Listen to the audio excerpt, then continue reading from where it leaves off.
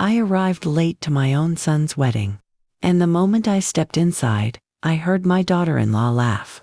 Thank God she didn't come. For a second, I couldn't feel my legs. The music, the laughter, the lights, everything around me went silent. I just stood there, frozen, my heart breaking in front of people who didn't even notice I was there. That night, I walked away quietly, thinking my story had ended. But the next day, their joyous celebration turned into a nightmare no one could have imagined. I had always imagined this day, my son's wedding, the day I'd watch him take a new step in life, holding the hand of the woman he loved. I used to picture myself sitting in the front row, smiling through tears, watching him promise forever. That's what mothers live for, to see their children happy, even if it means letting them go. That morning, I woke up before sunrise. The air smelled different, sweet, heavy with memories. I could still hear his voice in my head as a little boy, saying, "Mama, will you be there when I get married?" And I had always promised, of course, my love, I'll never miss that day. I laid out my dress, soft golden silk, the same shade he once said made me look like sunshine.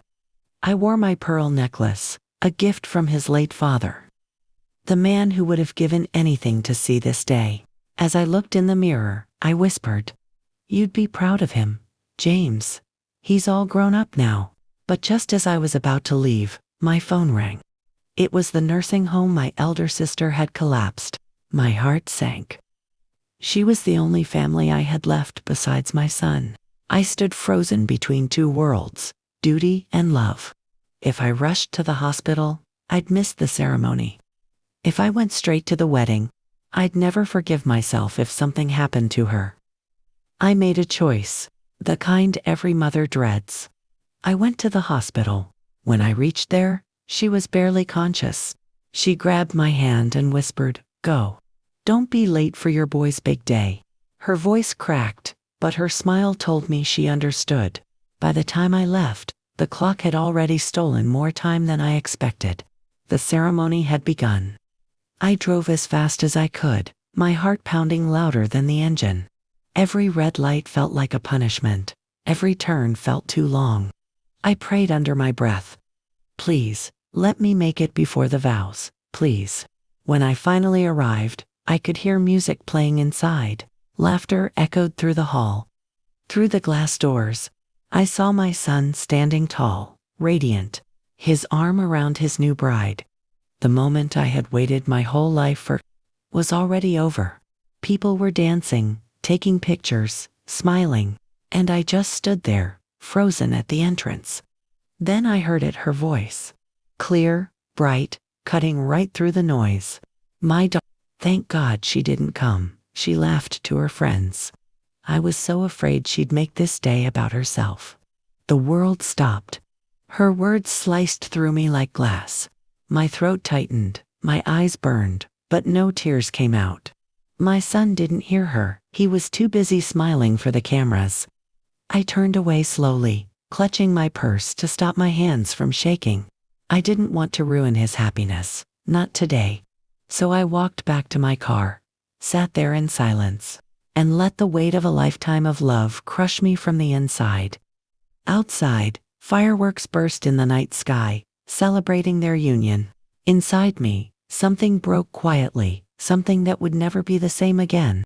The next morning, sunlight filled my room like nothing had happened. But inside me, something was gone. I sat on the edge of my bed, still wearing the same dress from last night. The golden fabric was wrinkled, my pearls still around my neck. I hadn't even taken off my shoes. Her words kept echoing in my mind. Thank God she didn't come. Each time I remembered them, it hurt a little more. I wanted to call my son, but I stopped myself. It was his first morning as a husband. Why ruin his peace? Why tell him his mother cried outside his wedding? So I made a cup of tea and tried to calm my heart. I told myself, let him have his happiness. Maybe someday, he'll understand what silence costs a mother. Around noon, my phone rang. It was one of his friends. His voice was shaking. He said my son and his wife had faced a serious travel incident on their way to a resort. My heart stopped for a moment. I dropped the phone and ran outside, not knowing where strength came from. At the hospital, I found my son resting, pale, weak, but alive. He opened his eyes slowly and whispered, "Mom." I held his hand tightly. "I'm here, baby. I'm right here." Then he said something that froze me. "Emily, she's still being helped." A few minutes later, they brought her in, tired, hurt, but breathing. Her wedding veil still tangled in her hair. I stepped closer, trembling. All anger faded. All pride disappeared. In that moment, I saw not a cruel girl but someone fragile, scared, and human. I touched her hair gently and whispered, "You'll be okay, sweetheart." That night, I didn't sleep. I sat in the corridor, praying for both of them. Two souls who had broken and healed my heart. But what happened the next morning was something I could never imagine. The next morning, the hospital corridors were silent. Only the hum of machines and the whisper of prayers filled the air. I hadn't slept all night.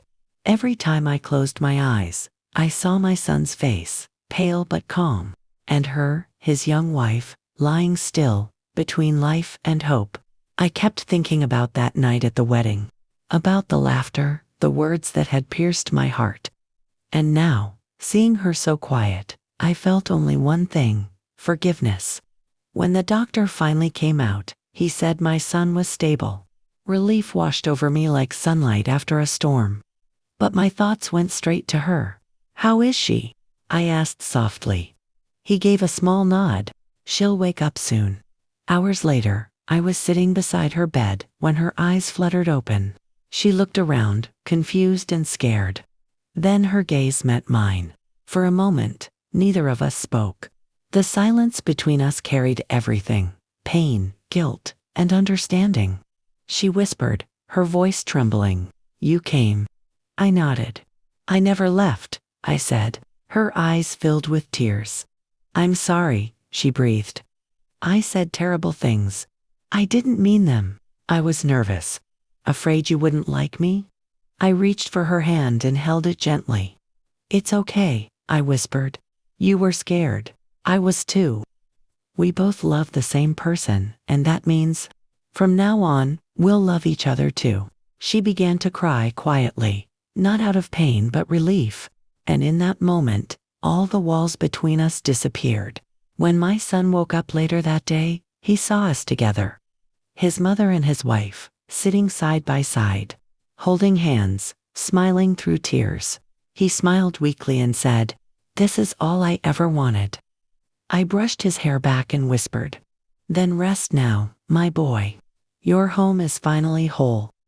That evening, as the sun set outside the hospital window, I looked at both of them, tired but safe, and realized that sometimes love doesn't need grand gestures or perfect words. Sometimes, love simply means showing up, even when it hurts. And as I sat there holding their hands, I thought to myself, maybe I wasn't late after all. Days turned into weeks. The wedding photos that once made me cry now made me smile. Each picture told a story not of mistakes or pain, but of how love finds its way back. My son recovered faster than anyone expected. His wife often sat beside me, making tea, talking softly, asking about my childhood stories. We laughed more often now. The distance between us was gone, replaced by small, real moments of care. One afternoon she said, "I used to think mothers-in-law were meant to be feared. But you became my mother." I looked at her, surprised, then smiled. "And you became the daughter I never had." From that day, something inside me healed. The loneliness I'd carried since my husband passed, the ache of feeling misunderstood, all of it faded quietly. Sometimes, when I stand by the window watching them leave for work together, I think about that wedding night, how one moment of hurt nearly stole years of love, and how forgiveness, simple, human forgiveness, saved us all. Life doesn't give us perfect people. It gives us people who make mistakes and chances to love them anyway. If you ever find yourself standing at the edge of anger or pride, remember this. You can rebuild anything as long as you're willing to begin again. Because love doesn't end when words break it. It begins when hearts choose to mend it.